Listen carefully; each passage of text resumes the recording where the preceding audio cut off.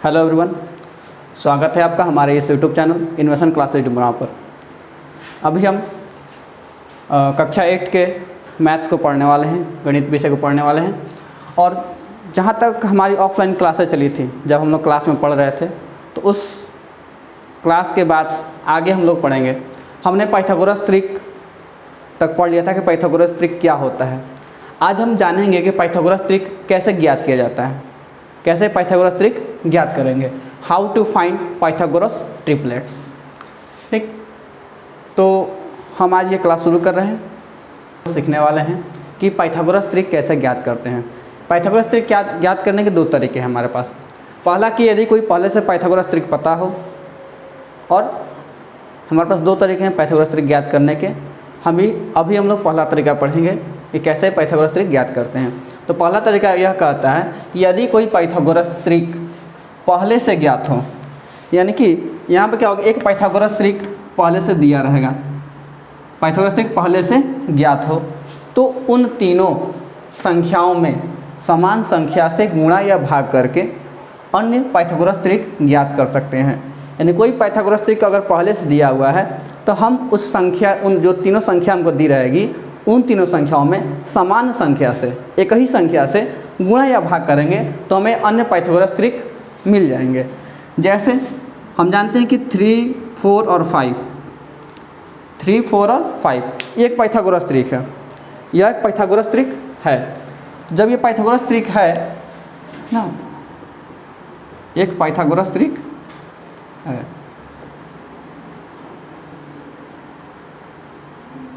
Pythagoras त्रिक है। तो जब ये पाइथागोरस त्रिक है तो इसमें जब हम लोग समान संख्या से, समान संख्या से तीनों में गुणा करेंगे या भाग करेंगे तो एक पाइथागोरस त्रिक हमको प्राप्त होगा। जैसे मान लीजिए हमने तीनों संख्याओं में 2 से गुणा करते हैं, ये 3 में 2 से गुणा कर दिए, 3 दूनी का 6, 4 में 2 से गुणा कर दिए, 4 दूनी का 8, 5 में 2 से गुणा कर दिए, 5 दूनी का 10। यानी कि 6, 8, 10 भी पाइथागोरस, 6, 8, 10 भी पाइथागोरस त्रिक होगा।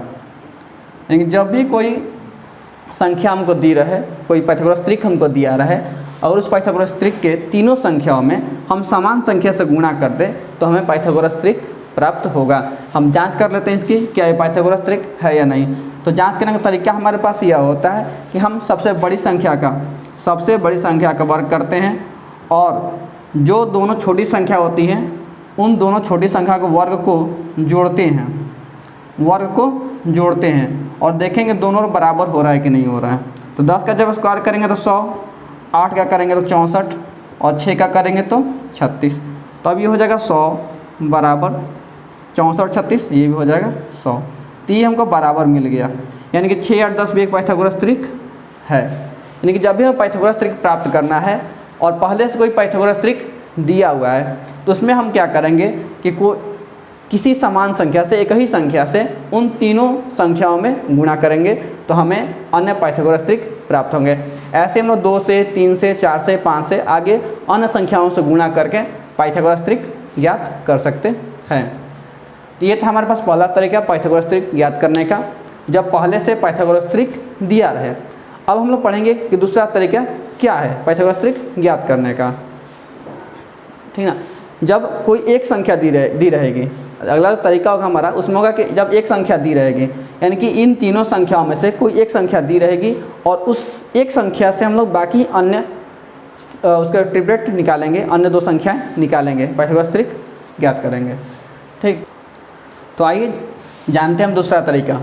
दूसरा तरीका में कहता है कि एक से बड़ी किसी प्राकृत संख्या, यानी कोई भी अगर संख्या एक से बड़ी है, ध्यान रखना एक नहीं, एक से बड़ी कोई भी प्राकृत संख्या अगर दी गई है जो कि m है, तो उसके लिए 2m, m² -1 और m² +1 एक पाइथागोरस त्रिक होगा।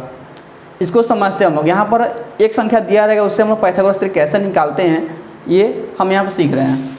जैसे मान लीजिए कोई संख्या हमको, मान लीजिए एक संख्या 3, यानी कि हम मान लें m बराबर 3 अगर हमको दिया गया है, ठीक ना, m बराबर 3 दिया गया और यहाँ से बोला कि एक पाइथागोरस त्रिक हमको ज्ञात करना है।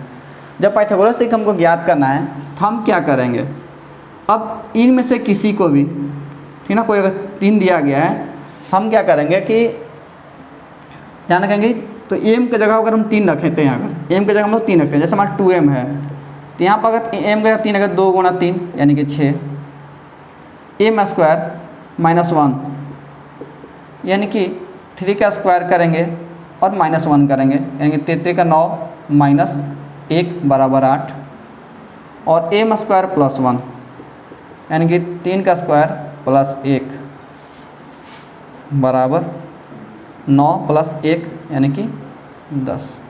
यानी कि यहाँ पर हमको मिला क्या, 6, 8 और 10।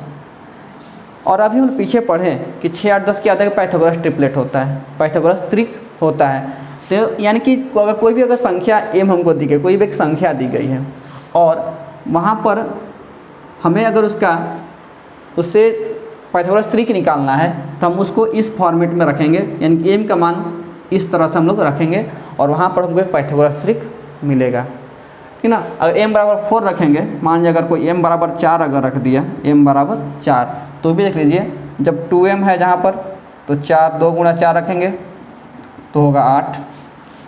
अगर m स्क्वायर माइनस 1 जहाँ पर है, 4 का स्क्वायर माइनस 1 यानी 4 चौके 16 माइनस 1 यानी कि 15। अगर m स्क्वायर प्लस 1 रखेंगे तो 4 का स्क्वायर प्लस 1 यानी 4 चौके 16 प्लस 1 यानी कि 17। तो यहाँ पर जो 8, 15 और 17 मिलता है, तो 8, 15, 17 भी अगर हम देखें तो ये भी एक पाइथागोरस त्रिक होता है। आप इसका जांच कर सकते हैं, जैसे मैंने पीछे बताया अभी, आप वहाँ पर इसका जांच कर सकते हैं, ये पाइथागोरस त्रिक है, ठीक। तो इस प्रकार से अगर कोई भी हमको संख्या प्राकृतिक संख्या दी गई है, एक से बड़ी प्राकृतिक संख्या, और वहाँ से हमको पाइथागोरस त्रिक ज्ञात करना है, तो हम लोग उसको इस फॉर्मेट पर इस रूप में बनाएंगे तो हमारा पाइथागोरस त्रिक मिल जाएगा, ठीक। लेकिन यहीं से एक क्वेश्चन हमारे पास आता है कि कोई एक संख्या हमको दी रहेगी, यानी कि इन किसी पाइथागोरस त्रिक में से कोई एक संख्या हमको दी रहेगी और उस एक संख्या से हमें अन्य 2 संख्या ज्ञात करनी होती है। एक संख्या दी रहेगी और अन्य 2 संख्या ज्ञात करनी होती है। जैसे मान लीजिए क्वेश्चन एक हम लिखते हैं, यदि किसी पाइथागोरस त्रिक की एक संख्या 8 है, तो अन्य 2 संख्याएं ज्ञात करें। जैसे ऐसे हमको दी जाएगी, क्वेश्चन दिया जाएगा कि कोई पाइथागोरस त्रिक है और उसमें क्या जो एक संख्या वो क्या है, 8 है, तो हमें अन्य 2 संख्याएं ज्ञात करनी है। तो इसको ज्ञात करके हम क्या करते हैं कि हम यहाँ पर पढ़े जब हम ये चीज़, तो हम यहाँ पता चल गया कि ये क्या है कि यहाँ पर जो कोई भी जो पाइथागोरस त्रिक होता है वो इस फॉर्मेट में होता है, इस रूप में होता है। तो यानी कि कहीं ना कहीं जो यहाँ पर 8 दिया गया है, ये 8 कहीं ना कहीं या तो 2m बराबर 8 होगा, या m स्क्वायर माइनस 1 बराबर 8 होगा, या m स्क्वायर प्लस 1 बराबर 8 होगा। यानी कि ये जो 8 है कहीं ना कहीं इनमें से किसी एक के बराबर होगा। हम यहाँ से क्या करेंगे, अब जहाँ हल हो सके, जिस समीकरण का यहाँ पर हल हो जाए, उस समीकरण से m का मान निकालेंगे। हम तीनों को लिख लिए यहाँ पर, और देखें किससे समीकरण का यानी कि m का मान मिल रहा है। जिस समीकरण से m का मान मिलेगा वही m का मान हम लोग इस फॉर्मेट में रखेंगे और वहाँ से हम लोग पाइथागोरस त्रिक ज्ञात करेंगे। जैसे यहाँ पर देखते हैं 2m बराबर 8, तो 2m बराबर जब 8 है, m बराबर हम कह सकते हैं कि 8 बटा में 2, 2 चौके 8 यानी कि m बराबर हमको 4 मिल गया। और जैसे ही हमारा m का मान मिला, हमारा काम हो गया, हमको सिर्फ m का मान निकालना है। m का मान मिल गया, उसके बाद हम इस फॉर्मेट पर रखेंगे 2m यानी कि 2 गुणा 4 यानी कि 8, एक जो कि संख्या दी गई थी। फिर m स्क्वायर माइनस 1 यानी कि 4 का स्क्वायर माइनस 1, 4 चौके 16 माइनस 1 यानी कि 15, और m स्क्वायर प्लस 1 यानी कि 4 का स्क्वायर प्लस 1 यानी 4 चौके 16 प्लस 1 यानी कि 17। तो 8, 15, 17 और ये पाइथागोरस त्रिक है, 8, 15 और 17। अभी हम लोग पीछे पढ़े हैं कि 8, 15, 17 क्या है, ये एक पाइथागोरस त्रिक है, ठीक ना। अब आप कहेंगे सर हम यही क्यों ले, ये क्यों नहीं, तो देख लेते वो भी क्या होता है वहाँ पर। जैसे हम यहाँ पर जाएंगे, जब यहाँ पर लेंगे हम लोग m² - 1, तो यहाँ पर क्या होता है, m² - 1 अगर जाएँ तो ये m² बराबर 8 और -1 जाएगा तो +1, m² बराबर 8 × 9, और जब स्क्वायर है इसको अंडर रूट करेंगे तो m बराबर मिलेगा हमको 3, तो यहाँ पर 3 हमको मिल गया। तो जब 3 रखेंगे तो देखिए यहाँ पर पाइथागोरस त्रिक हमको क्या मिलेगा, 2m बराबर 2 × 3 यानी कि 6, m² - 1 यानी कि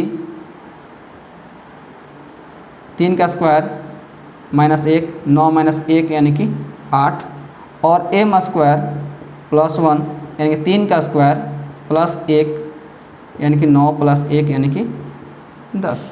यहाँ पर 6, 8, 10 मिला। यहाँ पर क्या मिला था, 8, 15 और 17, यहाँ मिला 6, 8 और 10। ये भी पाइथागोरस त्रिक है, ये भी पाइथागोरस त्रिक है।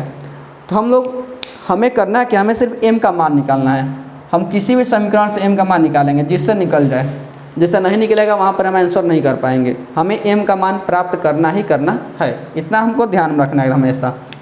जैसे यहाँ आप देखते हैं ये m² बराबर 8 - 1 होगा, +1 जाएगा तो -1 हो जाएगा, तो m² बराबर 8 में से घटेगा 7 और m बराबर मिलेगा हमको √7।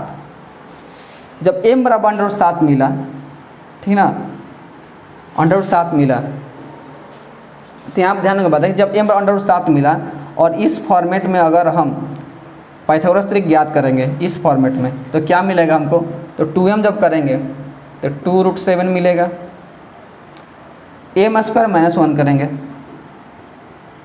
m² - 1, जब m² - 1 करते तो √7 का स्क्वायर -1 यानी कि 7 - 1 यानी कि 6, यहाँ पर हमको मिलेगा 6, और जब m² + 1 करेंगे तो √7 का स्क्वायर +1 यानी कि 7 + 1 यानी कि 8। तो हम यहाँ पर देख रहे हैं कि तीनों केस में क्या हुआ, यहाँ पर भी 4 आया था, यहाँ पर 3 आया और यहाँ पर √7 आया, और तीनों केस में हमें क्या हो रहा है, अलग अलग पाइथागोरस त्रिक मिल रहे हैं और एक संख्या हमको 8 मिल रही है।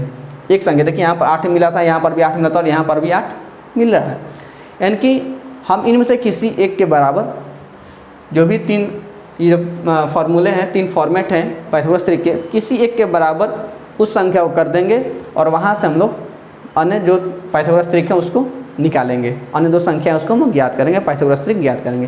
तो ये पाइथागोरस त्रिक ज्ञात करने का तरीका हमारे पास है, इस तरह से हम पाइथागोरस त्रिक ज्ञात कर सकते हैं। तो आपका जो ये किताब है, इस किताब के जो प्रश्नावली 3.1 है, उसका जो क्वेश्चन नंबर 14 है, क्वेश्चन नंबर 14 यहाँ आप देखिएगा, किताब खोलिएगा आपको तो यहाँ क्वेश्चन नंबर 14 दिखेगा। 14 में जो इस तरह के प्रश्न दिए गए हैं कि जहाँ पर पाइथागोरस त्रिक में से कोई एक संख्या हमको दी गई है और अन्य 2 संख्या हमको ज्ञात करनी है, तो उस सवाल का हल ऐसे ही होगा, किसी एक के बराबर आपको करना पड़ेगा। आप लोग कीजिएगा, आंसर मिल जाएगा। किसी भी तरह का डाउट हो कमेंट में आप लोग कमेंट कीजिएगा, अगले वीडियो में आपका उसका डाउट को क्लियर किया जाएगा। पाइथागोरस त्रिक ज्ञात निकालना सीखे, कैसे पाइथागोरस त्रिक किसी संख्या का निकालते हैं, पाइथागोरस त्रिक कैसे निकालते हैं। अब हम लोग वर्ग से संबंधित कुछ और उसके गुण जानेंगे, क्या क्या गुण होता है वर्ग वाली संख्याओं में। तो अभी एक जो गुण है हमारे पास ये है कि 2 क्रमागत कहने मतलब लगातार, ठीक ना, 2 क्रमागत लगातार संख्याओं के वर्गों का अंतर, ठीक ना, अगर 2 लगातार संख्याएं हैं और उनके वर्ग का अंतर दिया गया है, वर्ग का अंतर उन दोनों संख्याओं के योग के बराबर होता है। यानी कि कोई भी अगर 2 संख्याएं हैं जिनका वर्ग का अगर अंतर करना, हमको वर्ग का अंतर करना है, तो हम उन दोनों संख्याओं को जोड़ देंगे तो हमारा उत्तर मिल जाएगा।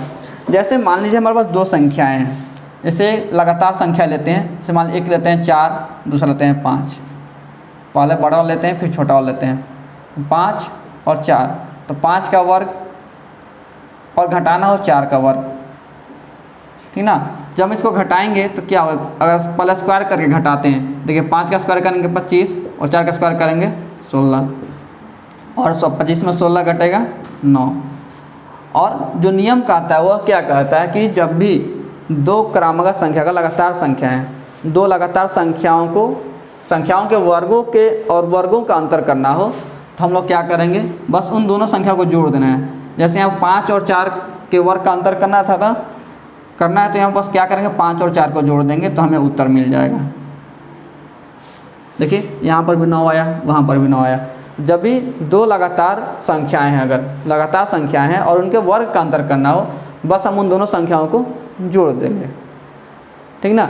इसी के आधार पर आपका जो प्रश्नावली में क्वेश्चन नंबर 9 और 15, क्वेश्चन नंबर 9 और 15 जो सवाल हैं वो इसी तरीके से बनेंगे, उन दोनों को जोड़ देंगे, ठीक ना। ऐसा इसलिए होता है क्योंकि एक फार्मूला होता है अलजेब्रा में, जो हम लोग पढ़ते हैं अलजेब्रा में, a² - b² बराबर a + b और a - b।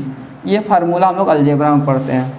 तो वहाँ पर इस फार्मूले में क्या होता है कि जो भी दोनों संख्याओं का वर्ग का अंतर करना होता है उसको एक बार जोड़ते हैं और एक बार घटाते हैं।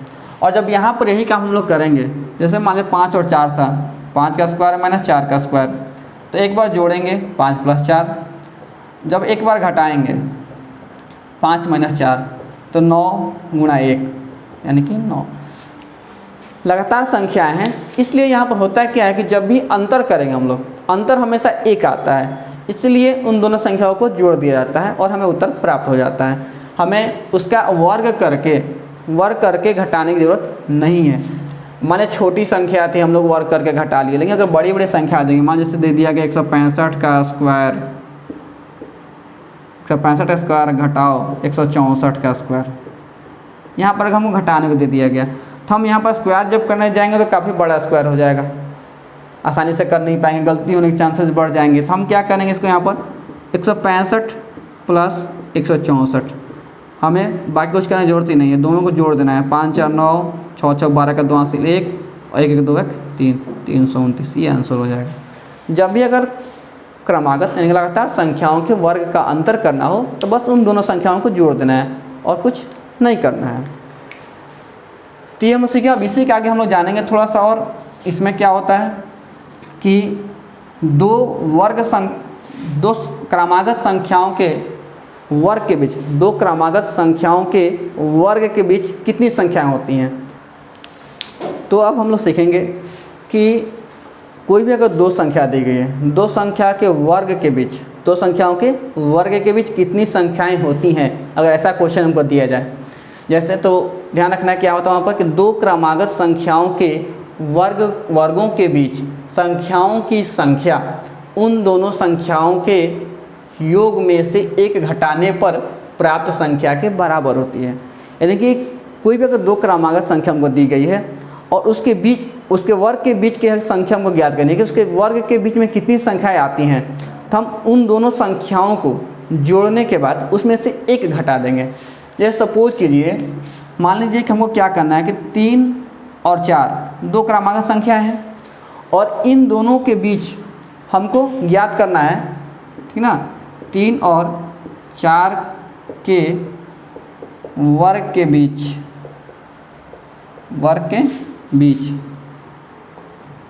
कितनी प्राकृत संख्याएं होंगी, तो जब 3 और 4 के वर्ग के बीच प्राकृत संख्या को ज्ञात करना है तो 3 का स्क्वायर जब करेंगे हम लोग तो 9, और जब 4 का स्क्वायर करेंगे तो होगा 16, और इन दोनों के बीच संख्या का अगर बात करें तो कितनी संख्या होंगी, तो 9 के बाद शुरू होगा 10, 11, 12, 13, 14, 15, ठीक ना, 16 तो है। इन दोनों के बीच में ज्ञात करना है तो हम इन दोनों के बीच में ही ज्ञात करेंगे। इसके बाद आता है 16, तो हम लोग बीच वाली संख्या यही ना मिलेगी हमको 10 से लेकर 15 तक, तो यानी बीच में 6 संख्या हमको मिल रही हैं, बीच हमको 6 संख्या मिल रही हैं। तो हम क्या हर जगह ऐसा थोड़ा ना करेंगे कि हर जगह वर्ग ज्ञात करेंगे, वर्ग ज्ञात करने संख्याओं को गिनेंगे, थोड़ा सा बड़ा होगा तो संख्याएँ बढ़ जाएंगी, संख्याएँ जब बढ़ जाएंगी तो वहाँ पर गिनना कठिन हो जाएगा। जैसे मान लीजिए यहाँ पर अगर हमको कहा दिया जाए कि 13 का स्क्वायर 169 और 14 का स्क्वायर 196। तो अब यहाँ बोलेगा कि बीच की संख्या ज्ञात करें, तो अब यहाँ से हम लोग 69 से लेकर 96 तक गिनेंगे तब ना हमको पता चलेगा। लेकिन यहाँ पे क्या कहते हैं, हमें गिनना नहीं है, बस कीजिए कि आप कि यहाँ पर जो भी संख्या दी गई है 3 और 4 है ना, तो 3 और 4 को जोड़िए, 3 और 4 को जोड़िए और उसमें से 1 घटा दीजिए। 4 3 7 में से घटाइएगा 6, यानी कि 3 और 4 के वर्ग के बीच में 6 संख्याएँ होंगी। 13 और 14 है तो 13 और 14 को जोड़िए, उसमें से 1 घटा दीजिए, ठीक ना। 13 14 27 में से 1 घटाइएगा, हो जाएगा 26, यानी कि 13 और 14 के वर्ग के बीच में 26 संख्याएँ हमको, 26 प्रकृत संख्या हमको मिलेंगी। तो इस प्रकार जब भी दो प्रकृत संख्याओं के वर्ग के बीच प्रकृत संख्या ज्ञात करना है तो हम बस उन दोनों संख्याओं को जोड़कर उसमें से 1 घटा देना है, हमें प्रकृत संख्या मिल जाएंगी। ठीक, तो ये हम लोग सीखे। अभी हम लोग सीखेंगे और इससे रिलेटेड जो भी गुण है, अगला हम लोग सीखेंगे कि दो क्रमागत प्रकृत संख्याओं के वर्गों, ठीक ना, दो क्रमागत प्रकृत संख्याओं के वर्गों के योग में उन दोनों संख्याओं के गुणनफल के वर्ग को जोड़ने पर प्राप्त संख्या दोनों संख्याओं के गुणनफल में 1 जोड़कर वर्ग करने पर प्राप्त संख्या के बराबर होती है। पढ़ने में थोड़ा कठिन लग रहा है लेकिन ये बहुत ही आसान है, आसानी से हम लोग उदाहरण पर समझ सकते हैं। जैसे मान लीजिए यहाँ पर दो संख्या लेते हैं हम लोग, माना ए और बी दो क्रमागत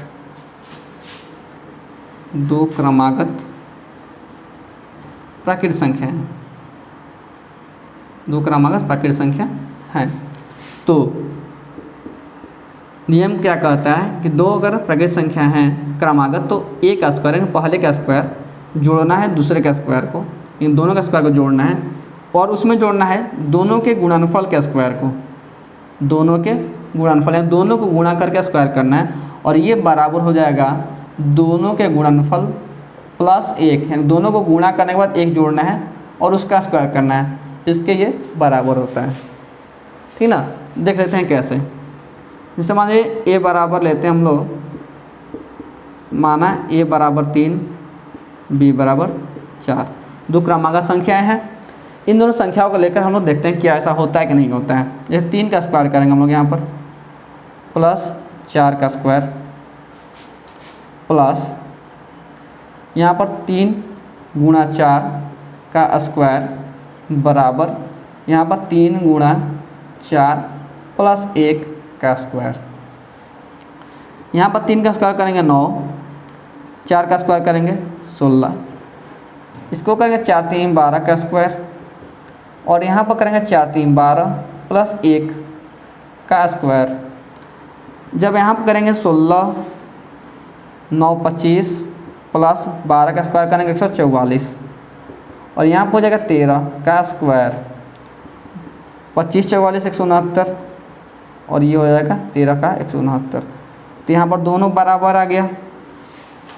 इनके यही नियम कहता है कि जब भी दो क्रमागत संख्या अगर दी गई है, दो क्रमागत प्रकृत संख्या दी गई हैं, उन दोनों क्रमागत प्रकृत संख्याओं को अगर वर्ग करें, वर्ग करके जोड़ें और फिर उनके गुणनफल का वर्ग कर दें, तो इनको जोड़ने के बाद जो प्राप्त संख्या होगी वो उन दोनों के गुणनफल में 1 जोड़कर वर्ग करने के बराबर होगी। यही हमारा ये नियम सिखाता है। ऐसा ही गुण है प्रकृत संख्याओं के, क्रमागत प्रकृत संख्याओं का ये गुण होता है। तो ये चीज़ अभी हम लोग सीख गए। ठीक, जितना भी चीज़ हम लोग अभी पढ़ रहे हैं ध्यान रखना है कि आगे जब ऑनलाइन क्लासेस ख़त्म होंगी, यानी कि जब क्लास ओपन होगा लॉकडाउन के बाद, तो हम इसके आगे ही शुरू करेंगे। ये चीज़ें फिर से हम नहीं बताएंगे। तो आप लोग जो भी लोग घर पर बैठ के पढ़ रहे हैं, मेरे क्लास के स्टूडेंट जो भी हैं, जो लोग घर पर बैठ के पढ़ रहे हैं, वो लोग ध्यान से इस चीज़ को सीखें, पढ़ें। कुछ समझ में नहीं आ रहा है कमेंट करें, वीडियो के नीचे कमेंट बॉक्स में कमेंट करें और अगले वीडियो में उनका डाउट क्लियर किया जाएगा। ठीक, घर पर रहिए तब तक, और आगे हम लोग एक चीज़ और सीखेंगे, उसके बाद अपने क्लास को ख़त्म करेंगे। अभी जो हम लोग पीछे वाला नियम पढ़े उस पर आधारित जो क्वेश्चन दिया गया हो किताब में प्रश्नावली में, वो क्वेश्चन नंबर 11 है। क्वेश्चन 11 का जो भी क्वेश्चन है उसमें वो सारे पीछे वाले नियम पर बनेंगे। अभी हम लोग सीखेंगे कि ऐसी संख्या का वर्ग ज्ञात करना जिसका इकाई अंक 5 हो, यानी कि ऐसी संख्या यानी कि कोई भी 2 अंक की संख्या होगी और उसका यदि इकाई अंक 5 है, 2 अंक की संख्या और उसका इकाई अंक 5 है, तो उसका वर्ग हम लोग कैसे ज्ञात करेंगे और उस पर आधारित कुछ जो क्वेश्चन है वो कैसे बनाएंगे, वो चीज़ हम लोग सीखेंगे। जैसे मान लेते हैं, माना A5 2 अंकों की एक संख्या है, 2 अंकों की एक संख्या है, जहाँ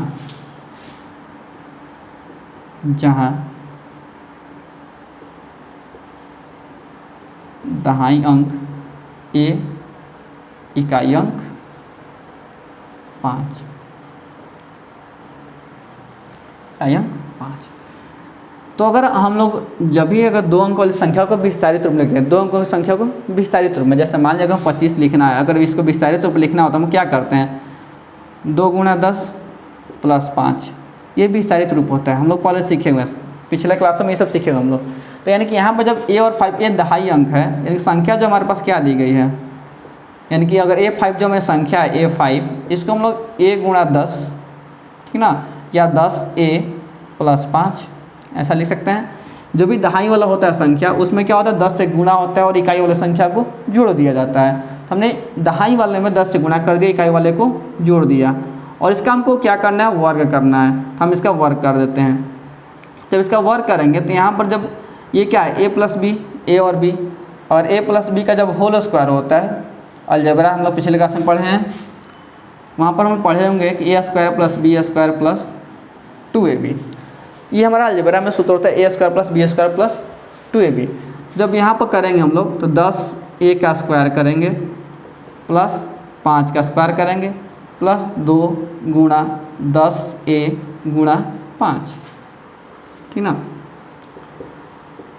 10 का जब स्क्वायर करेंगे 100 और ये स्क्वायर, और इसको हम लोग इधर ले लेते हैं, 10 दूनी का 20, 20 × 5 = 100, 100A और प्लस 5 का स्क्वायर करेंगे 25। यहाँ से अगर हम लोग 100 कॉमन कर लें, 100A कॉमन कर लेंगे तो यहाँ पर A + 1 मिलेगा।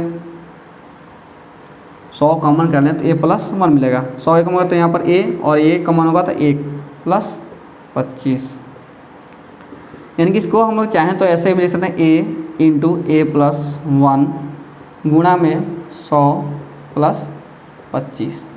इसको हम ऐसे करके लिख सकते हैं। इसी पर आधारित सवाल दिया गया है। देखिए समझना है कि यहाँ पर हो क्या रहा है, यानी कि हो क्या रहा है कि देखिए दहाई अंक A था और जब हमें इसका वर्ग करना है, क्या करना है, वर्ग करना है, तो यहाँ पर A एक संख्या मिलेगी और उससे 1 बढ़ाकर A में 1 जोड़ना है। ये जो संख्या दहाई अंक पे होगी, जो अंक दहाई अंक जो दहाई अंक होगा उसमें हम लोग क्या करेंगे, उसमें हम लोग एक तो दहाई अंक लिखेंगे और उसमें दहाई अंक में 1 जोड़ेंगे और दोनों को गुणा करेंगे और उसके बाद उसको 100 से गुणा करके 25 उसमें जोड़ देते हैं। तो हमको मिलता है किसी भी संख्या का वर्ग जिसका इकाई अंक 5 हो। जैसे मान लीजिए अगर 25 का स्क्वायर कर, हम लोग 25 का स्क्वायर करना है, देखिए पहले 2 यहाँ पर दहाई अंक जो उसको लिखना है उसमें गुणा करना है, किससे, 2 में 1 जोड़कर, और उसमें 100 से गुणा करना है और प्लस में 25 जोड़ देना है। देखिए क्या होगा, तो 2 गुणा 2 3, ये 3 हो जाएगा, 2 और 1, और ये गुणा 100 + 25, 2 3 6, 100 का गुणा होगा 600 + 25, यानी कि हो जाएगा 625। ठीक, यानी जो भी हमको संख्या दी गई, जैसे मान लीजिए अगर ये जो 25 को हम लोग ऐसे लिखें तो 25 जो स्क्वायर था इसको हम ऐसे लिख सकते हैं कि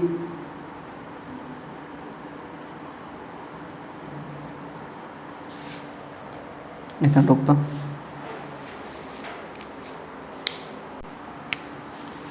यानी कि जो 25 का स्क्वायर था इसको हम ऐसे कर लिख सकते हैं, यानी कि 2 × 3 × 100 + 5 का स्क्वायर, या बोले तो 25, ऐसे करके लिख सकते हैं। मान लीजिए अगर यहीं पर 35 है, अगर 35 है तो करना कुछ नहीं है, हम लोग दहाई के लिखेंगे 3 और उससे बड़ा 4, उसमें 100 से गुणा फिर 25 या 5 का स्क्वायर।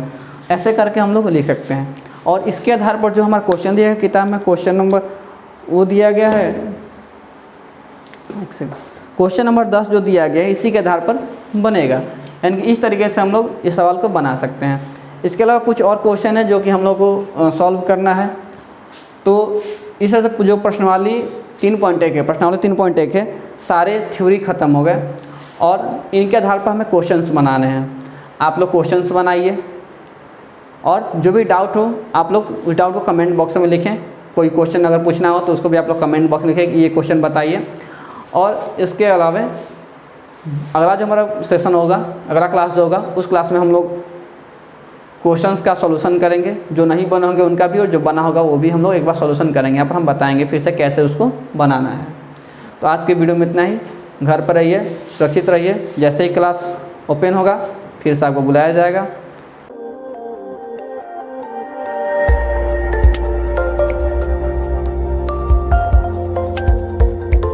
तब तक के लिए धन्यवाद।